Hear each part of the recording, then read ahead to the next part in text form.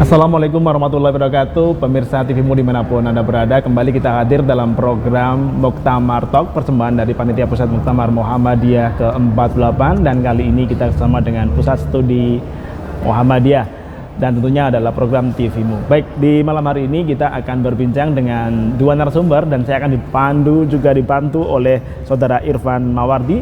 Dan dua narasumber yang nanti kita akan ajak berbincang dengan tema menyongsong kepemimpinan baru Muhammadiyah. Dua narasumber yang telah hadir di studio, pertama adalah beliau Dr. Ma'mun Murad Al-Barbasi, MSI, Rektor Universitas Muhammadiyah Jakarta. Dan yang kedua adalah Bapak Bahtiar Dwi Kurniawan, Ketua Pusat Studi Muhammadiyah. Dan temanya menarik karena sebentar lagi kita akan masuk dalam sesi pemilihan Muktamar Muhammadiyah. Untuk itu saya dibantu oleh Mas Irfan Mawardi untuk berdiskusi dengan dua narasumber kita. Baik, kita sapa dua narasumber kita. Assalamualaikum Pak Ma'mun. Waalaikumsalam warahmatullahi wabarakatuh. Namanya masuk 39. Perasaannya seperti apa ini? Biasa saja itu. Biasa saja. Biasa saja atau biasa yang luar biasa? Karena di Muhammadiyah ya, jadi hal biasa saja, tidak usah dianggap sebagai ini ya, apa suatu prestasi atau apa kan. Karena di dalam Muhammadiyah kan prinsip pertama itu kan soal perjuangan ya. Siapapun nanti dikasih amanah itu ya mau tidak mau harus bersedia, harus mau itu kan. Tapi kan tentu semuanya kan diserahkan ke muktamir ya. Iya, baik. Dan sebentar lagi kita akan masuk ke arah ke sana. Yang kedua adalah Pak Bahtiar Dwi Kurniawan, Ketua Pusat Studi Muhammadiyah. Assalamualaikum Pak Bahtiar. Waalaikumsalam warahmatullahi wabarakatuh, Mas Budi. Sekretaris Majelis Pemberdayaan Masyarakat. Oh iya. Pimpinan Pusat Muhammadiyah. Sudah dipertegas lagi nih yang kedua, Sekretaris MPMPB Muhammadiyah, yang kita akrab panggil dengan Gus Bah. Gus Bahter. Satu-satunya Gus yang ada di Muhammadiyah. Iya, dan saya ditemani oleh Mas Irfan. Mas Irfan, Assalamualaikum. Waalaikumsalam warahmatullahi wabarakatuh. Temanya ini sangat relevan sekali pada pukul ini, Mas Irfan. Dan ini sudah detik-detik menjelang pemilihan ini. Betul, menyongsong kepemimpinan baru Muhammadiyah. Sebentar lagi kita akan masuk proses pemilihan.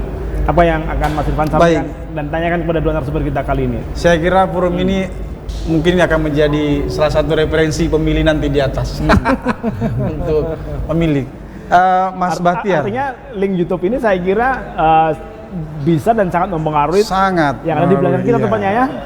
Makanya ini mungkin bisa menaikkan elektabilitas Mas Ma'mun. Ya, jadi gimana Mas Bahtiar melihat dua tiga terakhir ini muktamar kita secara umum seperti apa, Mas Bahtiar? Ya mungkin muktamar kita yang di Solo ini 48 ini mungkin salah satu muktamar yang relatif agak landai ya.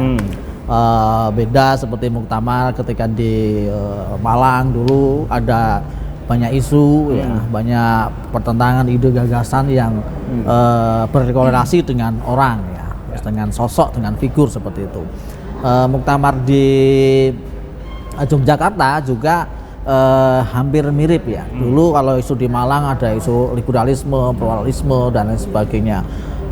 Di Yogyakarta isunya lain ya, isunya lain, bagaimana melakukan penguatan dan internasionalisasi Muhammadiyah sehingga sosok-sosok yang didorong adalah sosok-sosok yang pemikir dan pekerja di Muhammadiyah.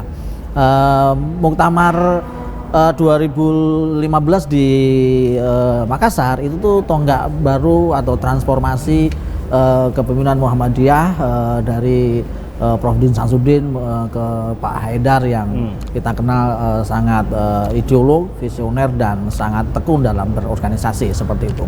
Nah, pada muktamar ini baik isu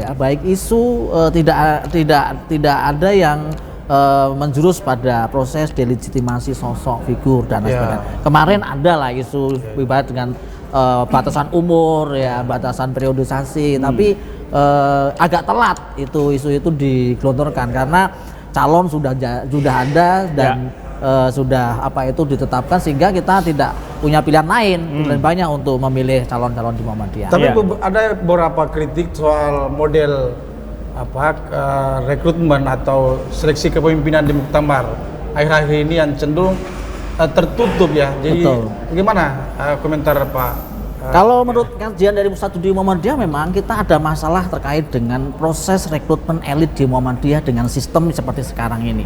Karena seperti yang kita tahu dalam proses pemilihan di Muktamar Muhammadiyah itu kita mengetahui bakal calon itu H-1 muktamar.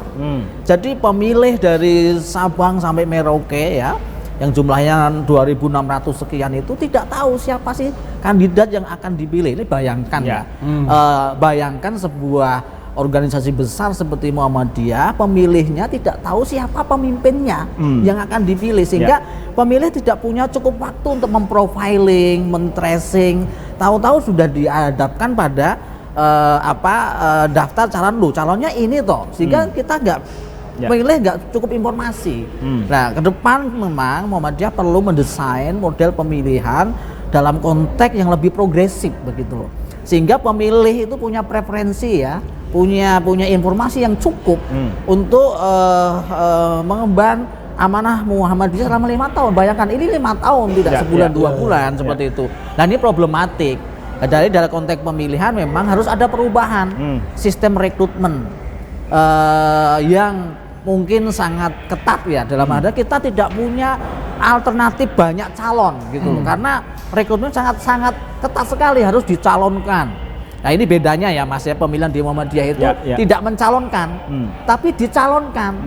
Yang mencalonkan juga nggak ngasih tahu ya, yang dicalonkan nggak tahu kalau dicalonkan. Nah, ini kan agak unik gitu, agak repot ini di Muhammadiyah itu ya, walaupun belakangan berkembang ada orang yang proaktif untuk nitip, saya dicalonkan ya, saya minta dicalonkan ya, seperti itu ya ada, sehingga tembus namanya. Walaupun sisi lain ada juga yang kemudian tidak mau mengembalikan ya.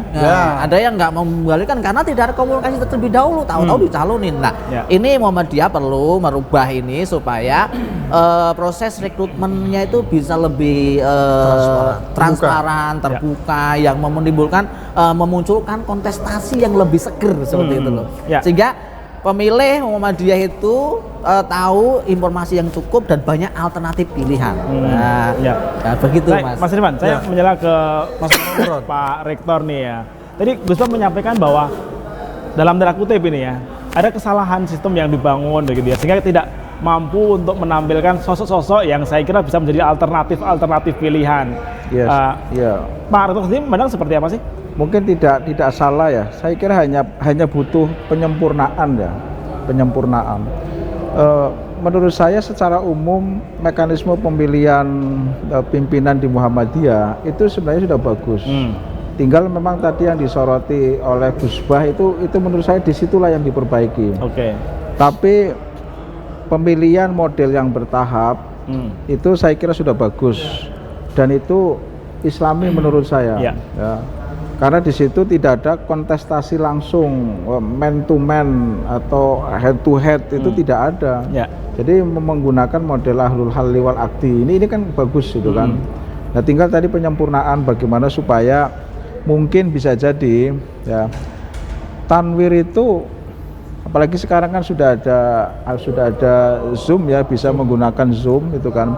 Jadi nanti ke depan mungkin muktamar itu cukup hari pertama pembukaan, tidak ada tanwir sebelumnya. Nah, yang tanwir yang biasanya berdekatan dengan sidang muktamar itu mungkin dimajukan 1 minggu lah, gitu kan sudah bisa menggunakan Zoom, sehingga ada waktu kira-kira seminggu atau mungkin 2 minggu. Ya. Ada waktu 2 minggu bagi calon-calon itu untuk mengenali. Ya, di situlah 2 minggu sebelum muktamar itu sudah disahkan ini loh calon-calon yang sudah dimunculkan ya.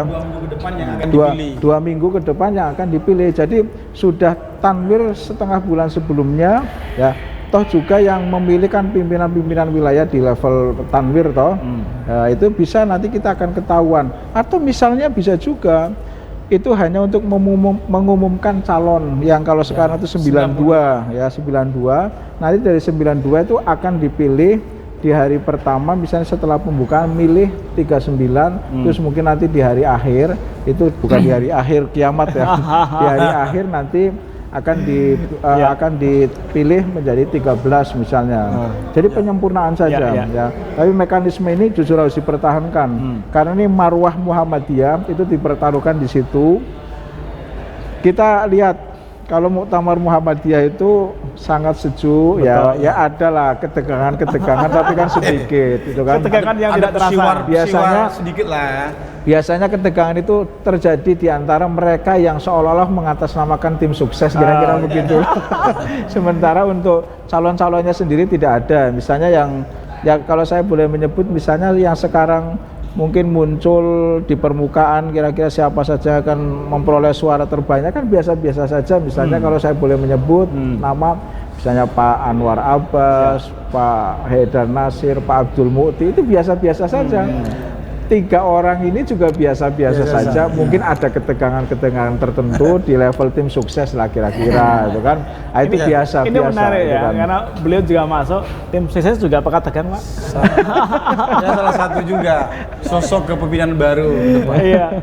Baik ya, nanti itu tapi menarik tadi ya, kalau kita berbicara mengenai bagaimana kemudian sebenarnya adalah ini harusnya perlu ada ya apa namanya redesign sistem lah, sehingga kemudian masih memungkinkan. Mas Irfan sendiri kalau kita boleh bertanya Mas Irfan ya terkait dengan apakah kemudian karena proses tentu dari wilayah gitu ya dan bersama dengan daerah, angkatan muda sendiri dilibatnya nggak sih Mas?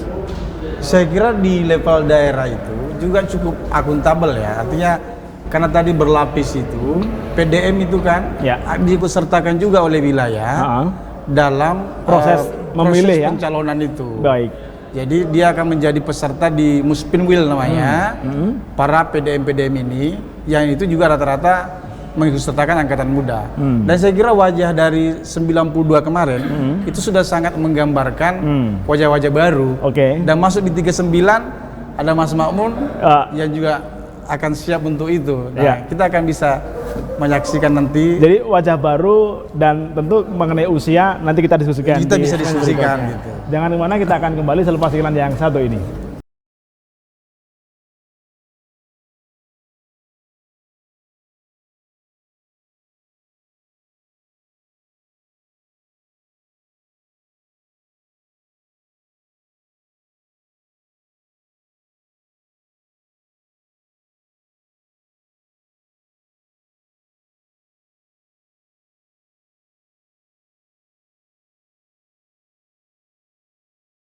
Baik, kita masih kembali di Muktamar Talk dan masih kita berbincang dengan dua narasumber kita dan juga teman saya Mas Irfan yang akan membantu memandu diskusi kita di malam hari ini. Mas Irfan tadi di diskusi segmen pertama bahwa Pak Rektor menyampaikan sistem yang dibangun Muhammadiyah sudah santun, jadi harus dipertahankan. Walaupun mungkin tentu tadi kalau kemudian berdasar pada stepnya Guspa ya adalah yang harus perlu diredesain, tapi tidak mengurangi substansinya karena kesantunannya ini ciri khas karakter Muhammadiyah. Nah, ini kembali ke tema mayoritas hari ini, malam hari ini gitu ya. Sebentar lagi, saya bisa masuk proses, kita akan mendapatkan pemimpin baru. Nah, tentu ada pandangan-pandangan dua tokoh ini. Silakan Mas Irfan. Saya kira Mas Mamun minta komentarnya.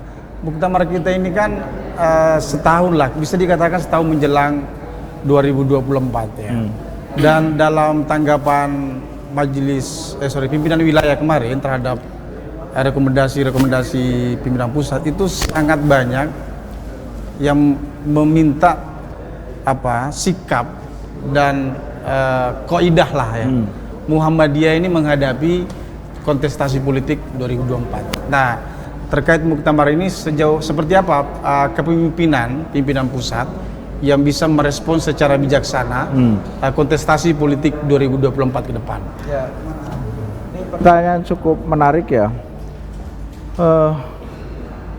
Muhammadiyah akan selalu dihadapkan pada problem politik, ya, karena posisinya sebagai organisasi yang secara organisatoris itu tidak punya hubungan apapun ya, dengan kekuatan-kekuatan politik yang ada. Termasuk tidak terikat ya, tidak terikat. Kemudian juga bukan organisasi yang memang dalam kebijakan organisasinya membolehkan misalnya mengambil atau mendukung ya dalam kontestasi politik misalnya, apakah di DPR atau mungkin di eksekutif misalnya. Nah, kebijakan organisasi ini ini seringkali dijalankan secara kaku, gitu kan, kaku, sangat rigid banget.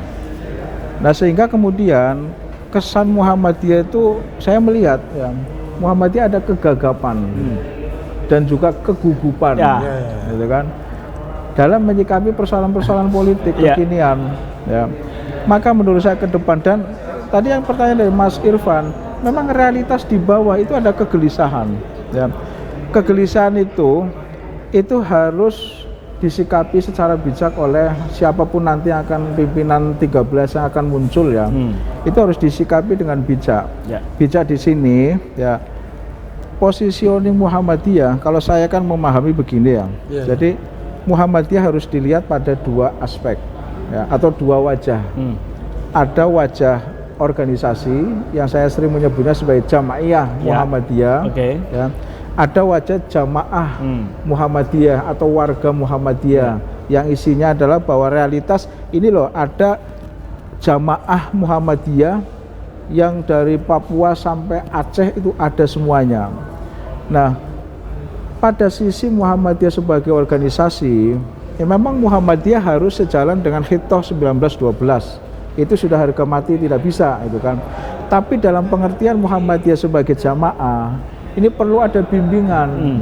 Kan warga Muhammadiyah banyak, ada yang kepengen jadi eksekutif, ada yang kepengen legislatif, ada apa. Nah ini ada perlu dibimbing, ya ada arahan-arahan, perlu dibimbing tanpa harus ada kebijakan Muhammadiyah yang menyebutkan begini gitu kan. Tapi ya secara kultural ini bergerak ya Muhammadiyah sebagai jamaah, sehingga nanti kemudian ketika kemudian dalam proses-proses politik itu tidak akan ada lagi misalnya ini kita itu dikekang, ini kita tidak bisa masuk apa-apa dan lain sebagainya, baru mau jadi caleg saja sudah dicoret, sudah disuruh berhenti, baru mau maju sebagai anggota DPD RI misalnya sudah. Nah ini hal-hal begini ke depan tidak boleh terjadi lagi. Gitu saya kan? kira ini menarik direspon oleh Bahtiar ya. Jadi itu poinnya seperti itu ya. Jadi kira-kira seperti apa kepemimpinan yang akan dipilih sebanyak 30? Nah Mas Irfan mungkin biar agak sedikit tuntas ya. Gimana? Nah ini yang perlu nanti siapapun yang kepemimpinan yang baru harus ada ya, satu orang mungkin yang khusus menghandle kerja-kerja yang seperti ini. Gitu ya, kerja-kerja yang seperti ini. Dan memang melelahkan, tapi harus ada yang mengambil peran ini. Kalau review Mas Bahtiar gimana kira-kira? Artinya melihat 39 nama ini dan menjelang agenda-agenda Muhammadiyah ke depan, termasuk agenda politik, seperti apa optimisme Mas Bahtiar terhadap kepemimpinan kita dan tadi itu merespon agenda-agenda itu? Yang problematis itu sebenarnya kalau posisi Muhammadiyah sudah jelas ya, Muhammadiyah itu bukan organisasi politik ya, menjaga kedekatan yang sama dengan partai politik, kekuatan politik, menjaga jarak yang sama seperti itu sudah jelas. Kita punya 5 khitoh ya, khitoh Muhammadiyah, khitoh itu garis perjuangan politik. Jadi kalau kita sering mendengar khitoh Muhammadiyah itu sebenarnya garis besarnya adalah garis perjuangan politik Muhammadiyah yang membatasi garis demarkasi antara Muhammadiyah dan kekuatan politik seperti itu. Tapi yang tricky itu adalah warga Muhammadiyah, orang-orang Muhammadiyah atau pimpinan Muhammadiyah. Pimpinan Muhammadiyah itu agak lucu dalam konteks ini, nggak senang dengan politik, ya benci dengan politik, tapi rindu dengan kekuasaan. Nah gitu loh.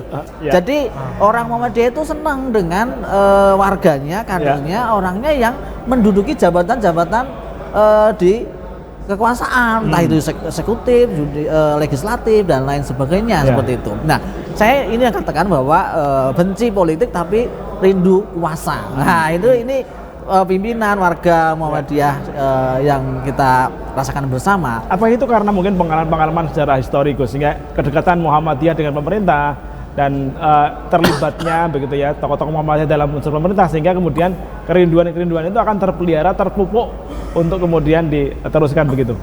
Dulu Muhammadiyah punya konsep high politik ya yang diintroduksi oleh Pak Amin Rais itu. Tapi konteks itu dulu ya, konteks dulu itu mungkin cocok ya. Muhammadiyah itu high politik ya, memberikan pendekatan, lobby, pressure, kritik, masukan dan sebagainya yang sifatnya adalah konstruktif membangun. sehingga warga Muhammadiyah yang sudah siap secara SDM itu bisa terdistribusi kepada kekuasaan politik dan birokrasi negara. Nah, sekarang di era demokrasi liberal ya, bahkan demokrasi liberal itu yang menjurus pada demokrasi kanibal, ini high politik kurang begitu cocok. Karena yang dilihat adalah suara ya, yang dilihat adalah jumlah atau hitung biting, menghitung dukungan basis massa ya. Itu yang dilihat sebagai kekuatan politik yang bisa mempengaruhi. Jadi pikiran-pikiran yang jernih, yang bagus, yang progresif, yang berkemajuan itu bisa saja hanya masuk telinga kiri, keluar telinga kanan. Bahkan belum sampai keluar telinga kanan sudah keluar di lubang hidung pula gitu loh. Itu kita rasakan ya, bagaimana Muhammadiyah memberikan masukan, advokasi terhadap produk undang-undang yang dirasa oleh Muhammadiyah kurang pas, kurang cocok dan enggak sesuai dengan jalur konstitusi dan tujuan bernegara kita. Nah, tapi itu kadang-kadang mentah seperti itu loh. Nah, ini yang agak repot. Gus, tadi menarik Mas Iman. Tadi terkait bahwa Pak Makmun menyampaikan bahwa selama ini ada kegugupan. Oh iya. Dan seterusnya. 39 nama itu apakah cukup mampu menjawab sehingga pengalaman kegugupan itu tidak akan terulang kembali kira-kira? Kalau saya melihat pengalaman 7 tahun Pak Haidar Nasir bersama Pak Abdul Muti ini, saya kira ini sangat pas sekali ya. Maksudnya itu ramuan racikannya itu sangat pas ya. Sangat pas ya. Pak Haidar yang tenang ya, yang visioner, pemikir dan betul-betul administrator organisasi itu didampingi Pak Abdul Muti yang secara kapasitas organisasinya juga mumpuni. Dia memainkan peran-peran eksternal yang sangat cantik, bagus seperti itu. Dan responsif. Dan ini melengkapi begitu loh. Dan inilah yang menjaga tenda besar Muhammadiyah itu tidak pecah, tidak karam oleh kerasnya polarisasi politik tahun 2019. Saya membayangkan kalau dua figur ini tidak ada, saya nggak bayangkan bagaimana kuatnya, kerasnya itu ya Pak. Gimana? Salah satunya tidak ada. Ya. Apa istilahnya dua apa? Duet. Ini duit tunggal kepemimpinan Pak Haidar dan Pak Muti ini, saya kira ini kode ya, racikan yang ini pas kode ya. Nah, saya serahkan pada Muktamirin ya, saya serahkan pada pemilih yang malam ini akan memilih pimpinan. Saya kira duit tunggal antara Pak Haidar dan Pak Abdul Muti ini pas dengan situasi. Ini menarik ini, sebelum kita akhiri ya Pak Mamun, tadi Gus Bam mengatakan bahwa sebenarnya dua orang itu sudah mampu membawa Muhammadiyah dengan baik. Sisi lain kegugupan. Lalu persoalannya di mana sebenarnya?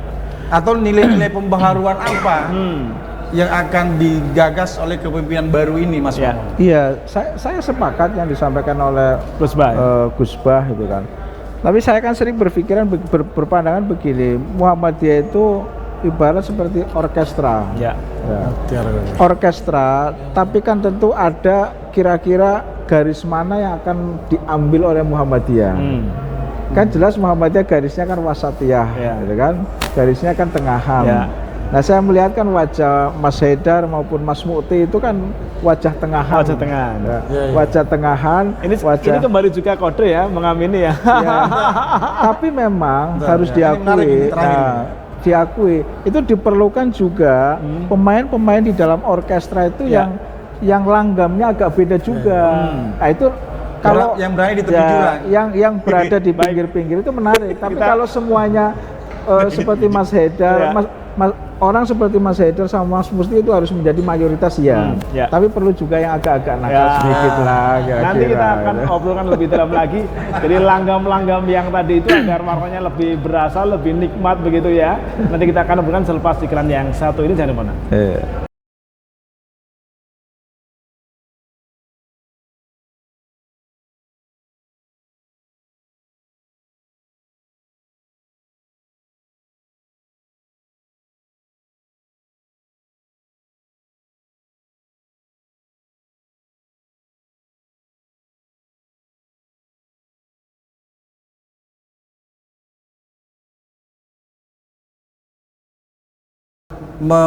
memperkuat Dwi Tunggal yang sekarang memimpin ini, kalau misalnya dikatakan masih cukup proporsional lah ya untuk memimpin. Nah ini kira-kira model langgam apa yang dibutuhkan untuk menyempurnakan gitu? Jadi ini carinya versinya Gusbah dan versinya ya, Pak Makmun ya? Kriteria seperti apa gitu? Ya, pemimpin-pemimpin di level lini-lini yang melengkapi apa yang ada di Dwi Tunggal, Haidar Nasir dan Abdul Mukti ini memang perlu diperkuat dengan sayap atau sektor yang lain. Misalkan Muhammadiyah gencar dan sangat concern terhadap isu internasionalisasi, maka harus ada sosok yang di 13 itu adalah sosok yang memang perhatian, kiprah dan rekam jejaknya terkait dengan peran-peran internasional, karena dia yang akan membawa Muhammadiyah bisa lebih atraktif lagi, lebih progresif lagi, menancapkan peran-peran internasionalnya seperti itu.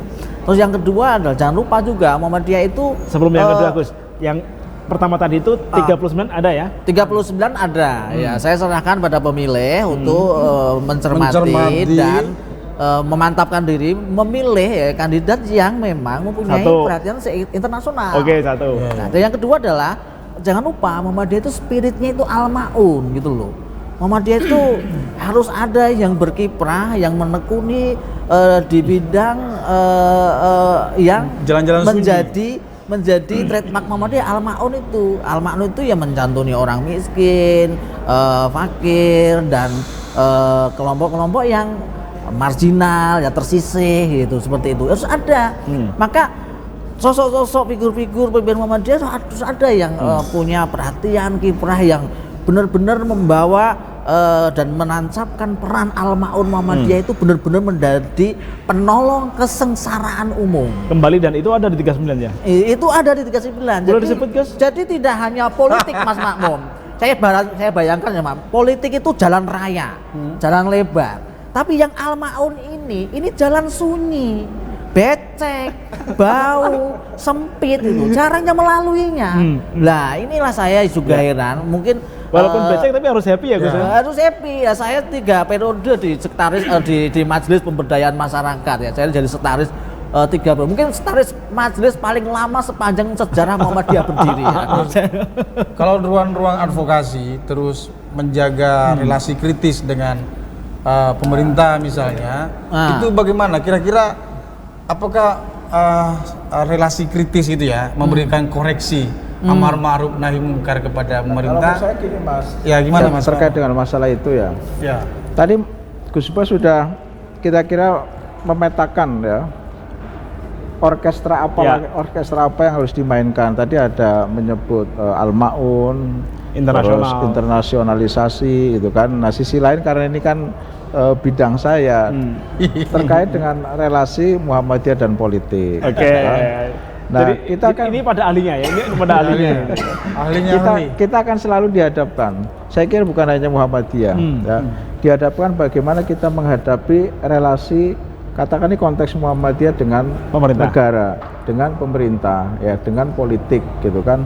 Nah, langgam kepemimpinan di Muhammadiyah dalam kaitannya dengan relasi Muhammadiyah dengan pemerintah, dengan negara. Kalau kita lihat, kita amati dari mulai Kiai Dahlan sampai dengan yang terakhir Mas Haidar ini misalnya, itu kan langgamnya sangat beragam itu, sangat beragam. Ya. Mungkin katakanlah kita mulai aja yang saya mulai mengenal kepemimpinan di Muhammadiyah dari mulai Pak AR, kemudian Prof. Azhar Basir, kemudian Pak Amin, kemudian Buya Syafi'i, kemudian Pak Din, kemudian Mas Haidar, gitu ya. Itu kan langgamnya berbeda-beda dalam berrelasi dengan politik, gitu kan.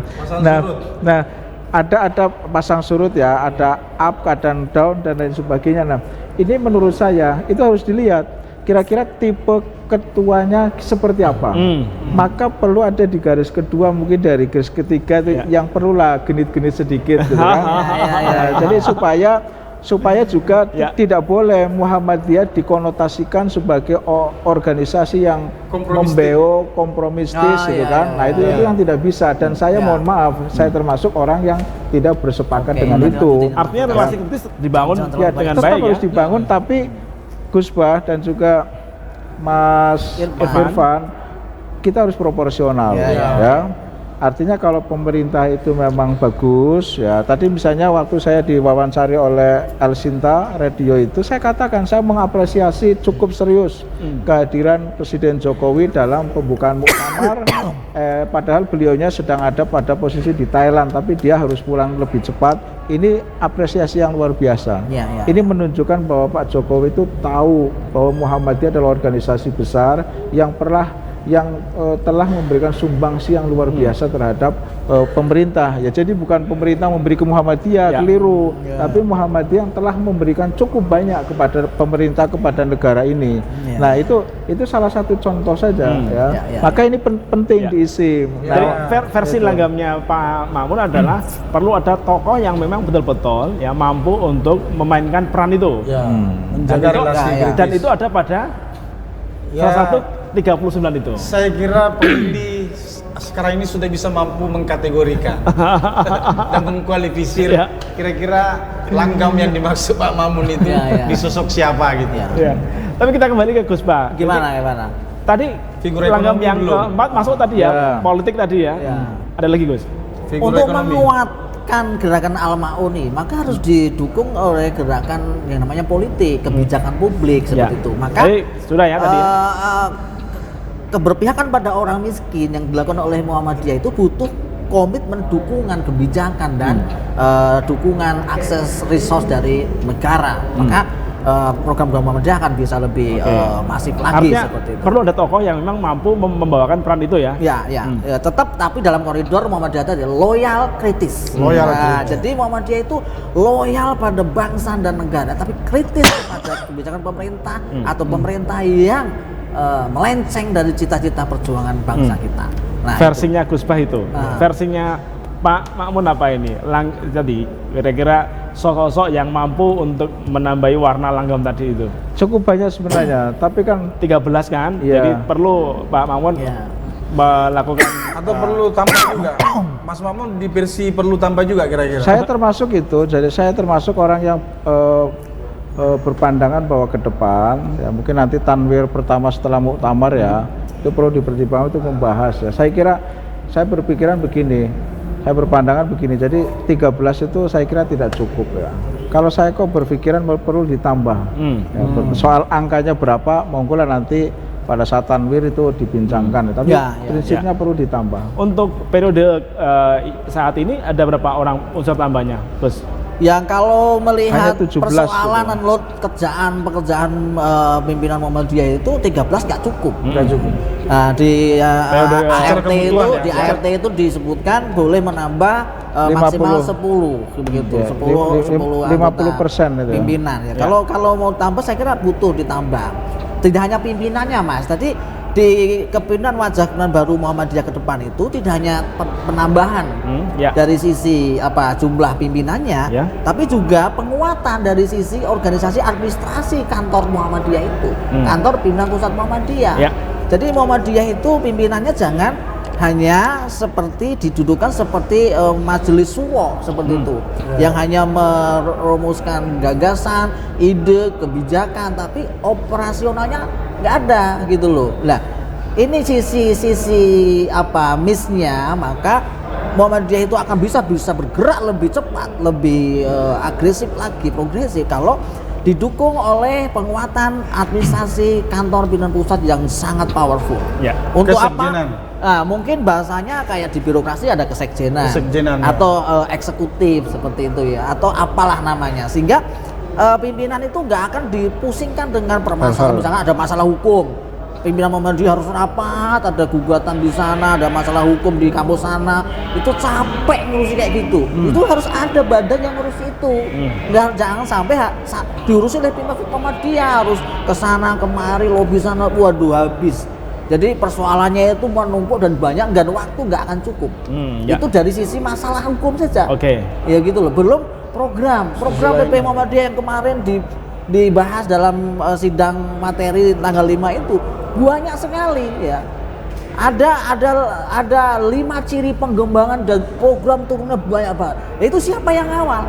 Nggak mungkin PP Muhammadiyah ngawal kalau nggak ada birokrasi di bawahnya yang kuat, yang melaksanakan proses pengendalian, proses penajaman dan menjembatani eksekusi di ranah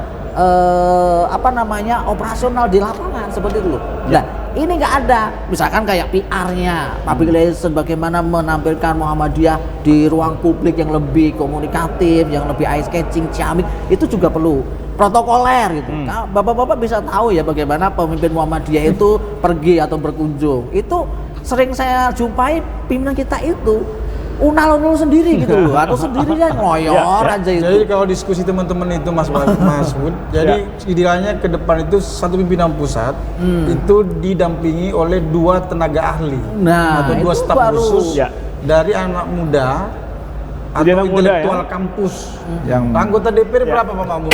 5 plus 2. 5 plus 2. Menteri juga ada seperti itu. Jadi minimal kalaupun 39 itu kuota untuk anak mudanya anggaplah kurang, nanti akan diisi oleh tenaga ahli begitu ya. Baik, nanti kita akan kembali diskusi di segmen terakhir, segmen keempat bersama dengan dua narasumber kita. Dan tadi ada unsur tambahan berapa dan sosoknya seperti apa untuk melengkapi kepemimpinan di Muhammadiyah. Kita akan break terlebih dahulu untuk iklan yang satu ini.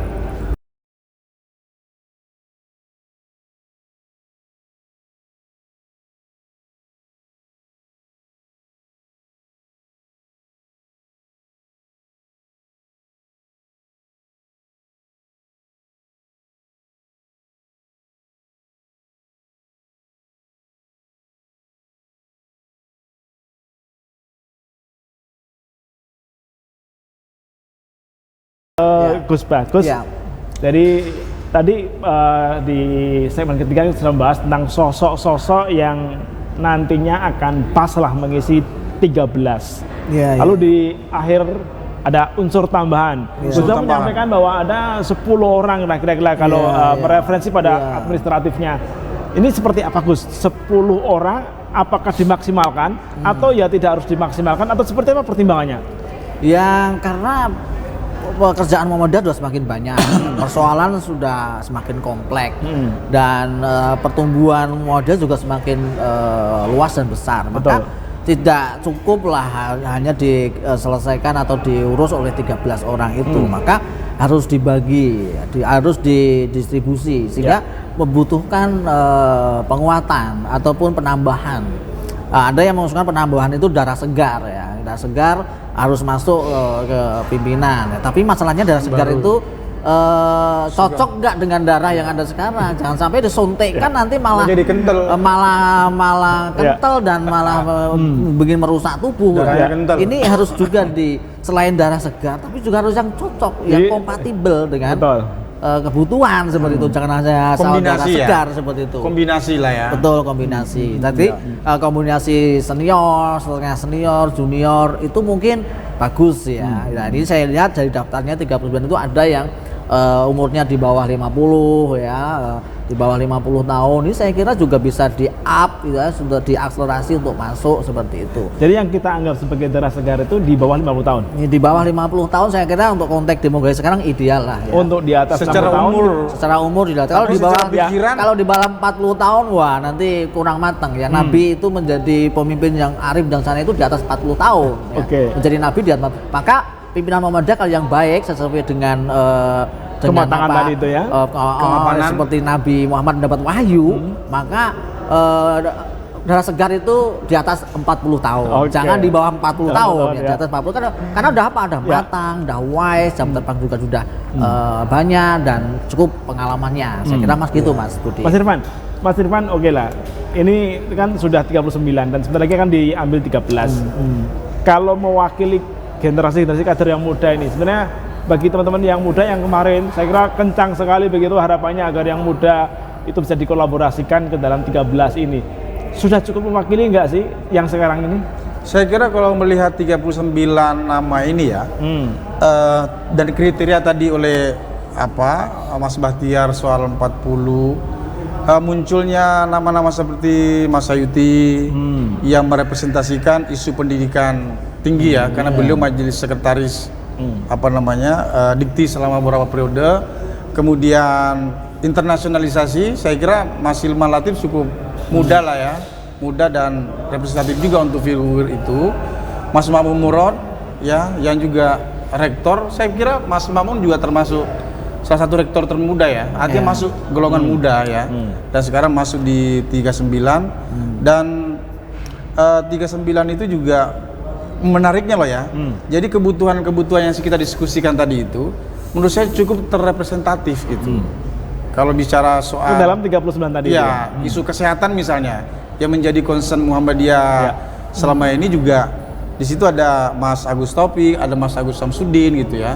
Kemudian soal apa tadi ekonomi ya, ada beberapa figur kita yang juga sudah siap di sana. Jadi kalau pertanyaannya apakah cukup mengakomodir dan potensi atau peluang terjadinya regenerasi di 13 gitu, saya kira cukup optimis ya. Tinggal nanti pemilih bagaimana mampu memetakan dan lagi mengkombinasi. Karena kalau ekstrim juga saya kira pemilih Muhammadiyah juga tidak terlalu. Jadi ada beberapa nama yang harus mampu menjadi menggawangi tadi ya, menjaga langgam tadi itu. Ya mungkin sekitar 7 atau 6 itu, kemudian ditambah darah segar. Darah segar itu maksudnya wajah baru gitu loh. Wajah baru yang merepresentasikan. Jadi darah segar kita bukan representasi sebagai umur, tapi wajah baru. Wajah baru gitu. Mas Irfan, tapi begini Mas. Dari 39 sering kita lihat di sosial media urutannya dari suara terbanyak ya sampai dengan yang paling rendah kalau demikian. Kalau kita lihat 13 itu kalau kita lihat wajah-wajah lama. Tarik lagi ke bawah begitu ya, 13 ke bawah. Anggaplah kita akan ambil 10 lagi begitu ya ke bawah. Itu saya kira juga wajah lama. Nama-nama itu. Atau mungkin nanti Mas Irfan bisa mengkoreksi apa yang saya sampaikan. Nah, apakah ini ya, kalau kita mereferensi pada hasil yang pertama ini, apakah di pemilihan kali ini, malam hari ini akan berubah atau akan bertahan? Saya kira tidak. Kalau ada tambahan tadi sekitar 10, justru itu menurut saya potensi juga adanya generasi anak muda yang wajah baru dan muda gitu, wajah baru dan muda gitu. Kan memang menariknya pemilihan kita ini kan sebenarnya juga karena berbasis terhadap akomodasi pimpinan wilayah ya, yang biasanya pimpinan wilayah juga itu istilahnya mengirim wakilnya untuk menjadi salah satu 13 besar. Jadi saya kira itu akan menjadi akomodasi menarik ya. Apalagi figur baru seperti yang merepresentasikan kapasitas kemampuan agama ya yang diwakili oleh Prof. Samsul Hidayat yang menurut saya hari ini Samsul Anwar ya, Ketua Majelis Tarji beberapa periode. Saya kira dengan kesediaannya beliau inilah momentum terbaik pemilih muktamar untuk menempatkan beliau gitu, saya kira seperti itu. Ya, dan tentu ada peluang lain karena ada 3 tokoh atau ketua PP yang memiliki kapasitas yang sama. Betul. Ya. Baik Gus, nah ini kita sudah masuki di menit terakhir ini Gus. Jadi kira-kira tambahan tadi mesti berapa tambahnya, lalu sosok-sosok seperti apa? Tadi sempat ada diskusi juga mengenai bahwa kalaupun nanti wajah baru kurang mewarnai, maka perlunya para ketua ini didampingi oleh para staf-staf ahli tadi itu. Seperti apa Gus? Ya, wajah-wajah baru mungkin orang yang punya kapasitas ya. Yang pertama, yang kedua punya integritas. Dan mungkin minim popularitas. Ya, kadang-kadang karena politik itu kan karena memilih itu karena populer ya. Maka dipilih atau didukung. Maka untuk menjembatani miss itu ya, kadang-kadang yang populer nggak punya kapasitas seperti itu loh. Kerjanya kurang seperti itu ya. Sementara kerjanya banyak nggak populer. Nah ini ada yang pimpinan Muhammadiyah itu yang serius bekerja, melayani, mengurus Muhammadiyah tapi nggak populer, akhirnya nggak dipilih. Ruang kosong ini itu perlu dibikin oleh pimpinan ya. Saya pesan pada pimpinan terpilih besok juga butuh memperhatikan kader-kader Muhammadiyah yang bekerja ya betul-betul berkontribusi untuk persyarikatan itu, baik pikiran, waktu, tenaga dan lain sebagainya itu bisa akomodasi. Ingat ya, Kemudian Muhammadiyah itu adalah kolegial. Jadi tidak hanya tergantung pada ketua umum ataupun ketua dan sekretaris, tapi permainan itu saya bayangkan seperti sepak bola Mas Budi. Jadi jangan dibayangin figurnya itu tunggal dengan cara total football. Ya. Nah, tapi itu ada yang bertahan, ada yang ngurusin organisasi. Ada seperti penyerangnya itu. juga begitu ya. Ada yang tadi kalau Pak Mamun ya yang bisa gatal-gatal dikit lah begitulah ya. Jadi ada strikernya Ya. seperti itu. Jadi seperti bola lah kalau Ya. di Muhammadiyah itu pemimpinnya. Malam hari ini pemilihan. Artinya malam setelah pemilihan akan sudah dapat terlihat nama-nama yang akan mengisi 13 itu. Apakah malam hari ini juga akan diumumkan, Gus? Malam ini tidak Pemilihan. diumumkan secara resmi, tapi kita hanya tahu. Kalau setahu saya nanti yang mengumumkan resmi adalah Panle dan itu besok. Ya, seperti itu. Walaupun sebenarnya malam hari ini sudah bisa diketahui oleh Iya, karena kita menggunakan para e-vote, peserta ya. e-voting dan sekarang juga ruang terbukanya juga luar biasa Ya. sehingga selesai ya sebenarnya orang udah tahu. Tapi kan seperti pemilihan presiden juga ya. Secara resmi orang ya, udah dan tahu siapa pemenang secara pilpresnya, quick count lah ya gitu ya. quick count ataupun yang kon-kon yang lain itu kan Ya. ada, tapi kan yang berhak mengumumkan adalah KPU. Nah, jadi suara resmi adalah KPU. Ya. Di Muhammadiyah seperti itu, kita bisa tahu ya Pak Irfan Dan ya. pemilihan ketuanya memang besok ya. Pemilihan Rapat pematur, rapat maksudnya. pematurnya baru besok. Oke. Rapat 13-nya itu terpilih itu baru besok menentukan ketua umum. Siapa tahu yang suara terbanyak tidak bersedia jadi ketua. Nah, Ya, baik. jadi dia udah gini Mas Budi. Ya. Belum Keren. tentu yang dipilih 13 itu harus menjadi ketua umum, apalagi yang suara terbanyak harus ketua umum. Ya. Nah, di Muhammadiyah pernah ada presiden bahwa tiga yang dipilih itu tidak mau semua jadi ketua umum. Dari 13 itu. Ngambil yang Akhirnya luar. ngambil dari luar. Lah bisa jadi juga ya saya juga bisa ngamati bisa jadi yang terpilih 13 itu nggak ada yang mau jadi ketua umum. Mereka bisa rapat, Ya. misalkan bisa saja saya ditunjuk jadi ketua umum PP Wow. Muhammadiyah seperti itu loh. Kalau 13 terpilih Ya, itu baik. menunjuk saya. Cetar nembahan. Oke, kita tunggu besok pagi ya Gus Bah punya peluang ya karena ada peluang juga 13 belum tentu mau menjadi ketua umum sehingga Gus Bah juga punya peluang karena. Terima kasih Gus Bah, terima kasih Mas Irfan atas diskusi kita di malam hari ini. Muktamar Talk kita akhiri, kita akan bertemu di Muktamar Mendatang. Mohon maaf sekali lagi. Assalamualaikum warahmatullahi wabarakatuh. Sampai ketemu lagi. Waalaikumsalam.